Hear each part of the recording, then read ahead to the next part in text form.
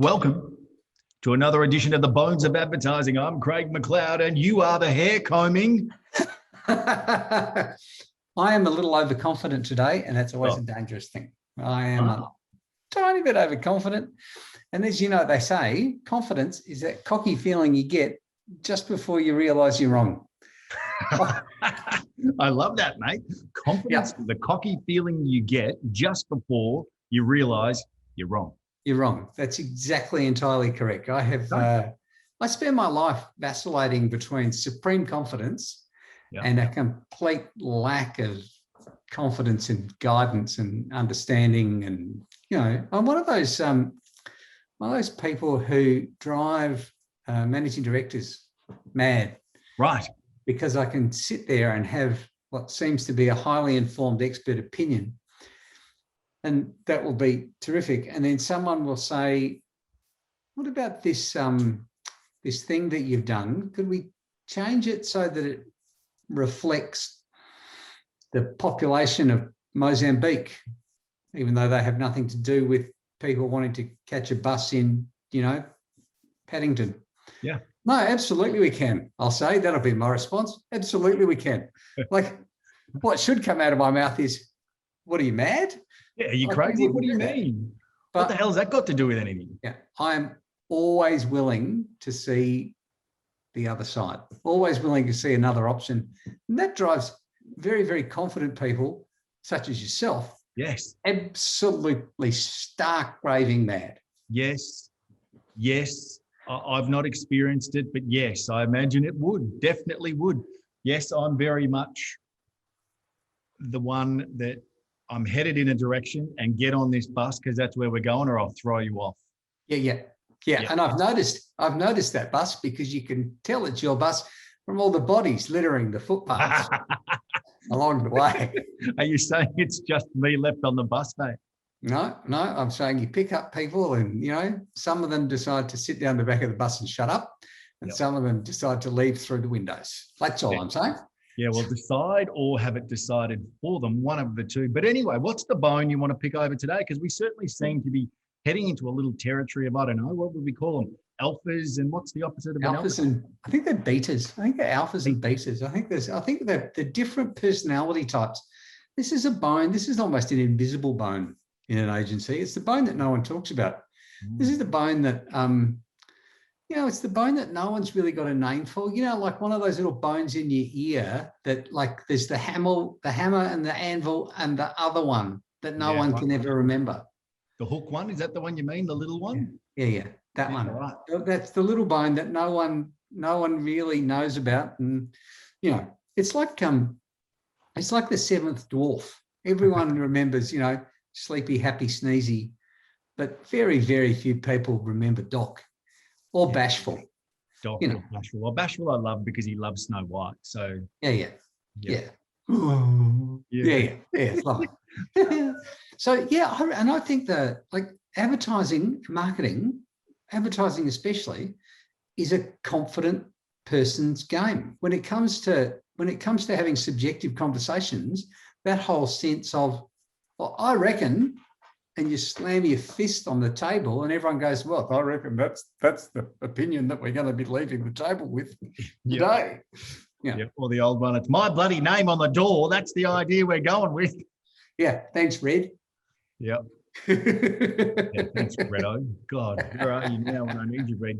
But no, you're right. And I also think that the confidence needs to be there in a number of different ways. Like, you can have a subjective conversation, have an objective conversation about something subjective, but there's got to be a point where you pick a direction and you all, as a majority, believe that that's the way you're going to go, because that's the only way you can get to a point of delivering something creative or something strategic, and then be in a position where you can confidently deliver that to the client, because that's the key as well.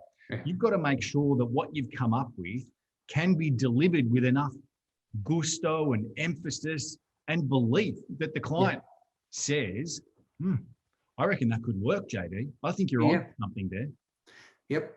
Yeah. And that's, I think a lot of people, like, I've seen so many, like, I always remember in a meeting, I had a meeting with Holden once, and it got to a point where I I really like the idea that I was presenting, but I couldn't justify it. Like, it answered the brief, but I hadn't thought anything further beyond that. And the guy, bless him, said, I'm only asking you this question because I'm going to get asked the question when I go back to work, and they're going to need an answer. Laddering up. Yeah. Yeah. And so that whole sense of, I always think that people don't want necessarily answers for themselves.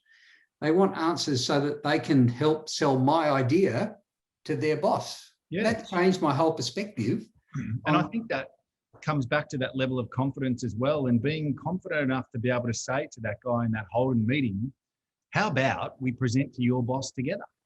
And that sometimes happens, sometimes it doesn't. Sometimes, no, you present to me and I present internally. But I think people often also falsely assume that all of the confidence comes from the suits. Often they believe that, no, it's only the suits. Sometimes you will get the confident creative, which we love. I really am about the confident creative. Someone that can say, I think that's a great idea, but have you thought about this one too? And that's really where the strength in a great creative comes out, because they can see the holistic view of what we're trying to do, answer the brief, going back to the simplest fundamental, but then they can look at it and say, okay, well, that's one idea, but how about this one? And then be in a position where they can rationale why, because being creative doesn't necessarily leave you in a position where you're able to articulate why it's going to be effective always, nor being a sales guy or at a suit puts you in a position where you can rationalize the creative well enough to be able to present it and then sell it to the client. So it almost requires this mandatory of someone confident, I'm not going to say fully alpha, but confident in both areas to be able to get that idea across and deliver it to the client. Yeah. No, I think you're absolutely right.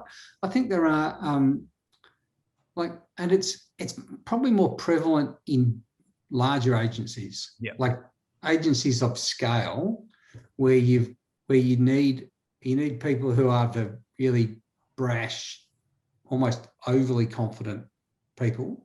Yeah.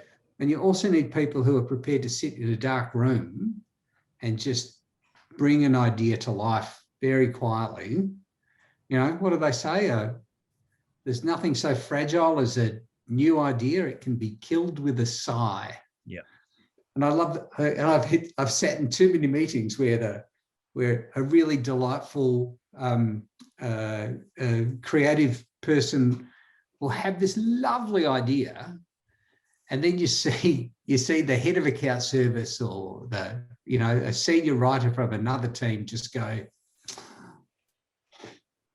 and you just know right then the whole thing's like dead in the water. We've definitely touched on this once or twice before, and I love it. You're right. There's been situations where it's been delivered with such emphasis and desire and want for it to be conceived and spelled out and run with, and then all of a sudden someone's just given it the old anything else. Yeah, we've both been there before. We've seen that before. Yeah. And you just, another one bites the dust, unfortunately. And I think advertising somewhat is a bit like that. You've got to have a thick skin. You've got to have a level of confidence, because at the end of the day, not every idea gets up. And when we're going through that ideation process, and this kind of deviates slightly from our alphas and our betas, but not every idea gets up. And you've got to understand that if there's 5 on the table and only 1 gets up, those ideas might not be right for purpose for this particular task, but doesn't mean that they just get thrown onto the cutting room floor. I think that's one thing we as an agency do really, really well, is that we don't just throw old ideas or ideas that weren't right for a particular purpose out the door. They definitely just stay around and sometimes can be re-engineered for something else or a different purpose, or the client might come back and say, remember that idea you pitched that we didn't go with? And you're like, I knew it was useful at some stage. Yeah. Charles Saatchi was famous for doing that, in a meeting, and he was ruthless. Like, he knew that there was one idea that's going on a poster up around London somewhere. Yep. and there's 50 ideas and 20 of them are good, really good. There's 5 exceptional ones and only one can get chosen. Yeah. He would be famous for, don't throw that one out. Yeah. Like really he understood the value of a good idea. But there's there are. Talk a little bit about the alphas. Let's talk just briefly about the betas, or that's what we're going to call them. I'm not even sure if that's what they are, JD. But we know why you don't. You know why you don't know what they're called. Yes, I do, because I'm not one. Because you don't care. Oh no, I do care. Yeah, no, you care about them. I do care about them. I have empathy. I do, and often I try and keep myself in check. I try and hold my own rein and just say, shut up and let them speak. Yeah. It took me ages to learn that particular lesson. With me or with everyone? I don't know.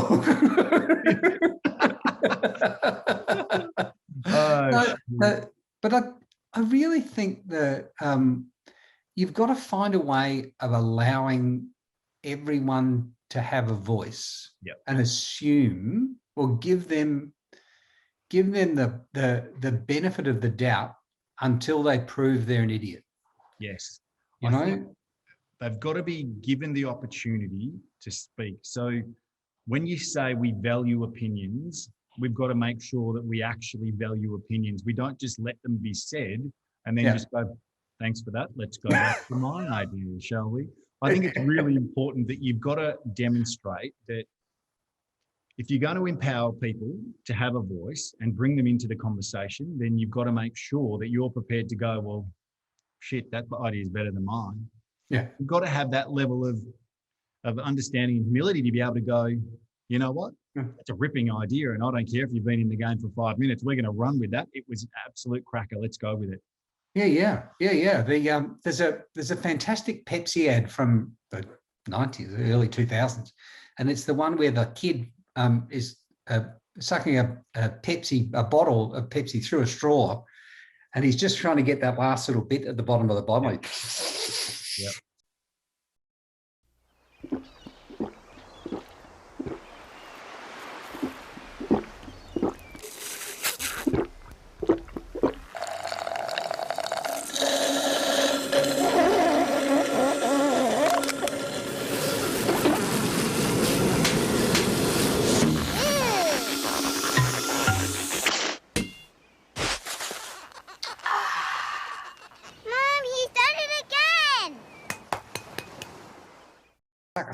And he sucks it so hard, he ends up inside the bottle. Right. And his sister runs off and says, "Mom, he's done it again." It's just hilarious. Yep. The creative director, apparently in the meeting when he heard the ad for the first time, when the young creative team came up, it was their first chance at a big idea in the States. Yep. He said, "I pity you. To have your best idea this early in your career will be..." What are you going to do for the next 40 years? Yeah. Fool. Don't throw all your brilliance out on day one. God, what are you going to do now? You've got to better that. I think they went on to much better things, but they were.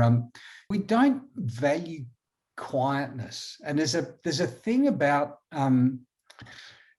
like we're both confident people. I think the people who know us would say that we're relatively confident, but there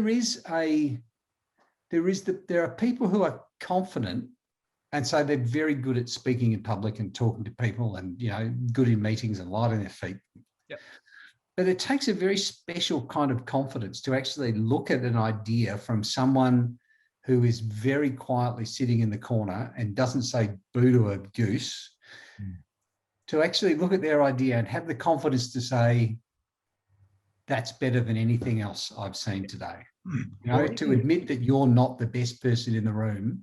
The sooner you learn that as a senior person in an agency of any level, the sooner you will get to a lot more greatness, a lot more quickly, in my opinion. I think too often it's just me, my idea, or whether it's, from the creative director, or whether it's from a creative team, or whether it's a lead copywriter, or whatever it comes from, wherever it comes from. But once you realize that ideas can come from anywhere, and it's not me that's coined that phrase, JD, I'm sure that's come from one of our absolute legends that we love. But I believe that once you understand that ideas can come from anywhere, guess what? They do. They do. They do. It's amazing. Yeah. Crazy idea. Yeah. I worked for an agency once where the creative director was the only person who ever got an idea up. And it was surprising how very few really good creative people stayed around in the agency. Yeah, exactly. Yeah. In those situations, when it's just all about me, you find it very, very difficult to retain great people because all they're doing is executing someone else's idea and never given an opportunity to put their own stuff forward. And I think that's a super important part about the growth, particularly from creatives, and not only creatives, but if you're going to involve the account service guys in a lot of the ideation process, I mean, the empowerment that comes from them saying, I got an idea, I've got a copy line, what about this for a headline? I mean, it's brilliant. And who's to say that the idea can't come from them? No, the idea can come from them. And does. Yeah, it absolutely does.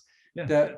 I think the hard bit quite often is when someone comes up with an idea, you actually have to recognize it for its potential, but then you've got to be able to bring it to life in a way that is surprising and engaging, and and that's there's a whole different skill set there altogether. It's like that stupid conversation that people have, or belief that you have to be a singer-songwriter if you're going to be, if you're going to get to the top of the charts. Yeah. And the very few, I can remember Joe Cocker. Joe Cocker, for those of you who are playing along at home, Joe Cocker was a man from the 60s and 70s, and one of the greatest voices ever given to a plumber from Sheffield in England, who famously said that the one thing he missed more than anything else was his voice. Because he drank it away and smoked it away, and Anyway, we can cut that bit. The whole idea, but he made himself. He got famous for interpreting other people's songs, for interpreting other people's ideas, and we don't have that in advertising too much anymore. Where you've got people who come up with the idea, but then everyone goes, oh, well, you came up with it, you've got to bring it to life. Like, we don't have an agency situation where someone goes, well, I've had this idea, and everyone goes, that's the idea. That's the best idea we've had. And then you give that one idea to 5 different teams, and everyone goes away and goes, I'm going to come up with the best execution of that. That doesn't happen. That doesn't happen because what we do on an ongoing basis, where we will come back with 3 of the team that have all come up with a concept. We'll go through the concept and say, okay, that one from you, that one from you, that one from you. Great. We're going to present 3 to the client. Exactly.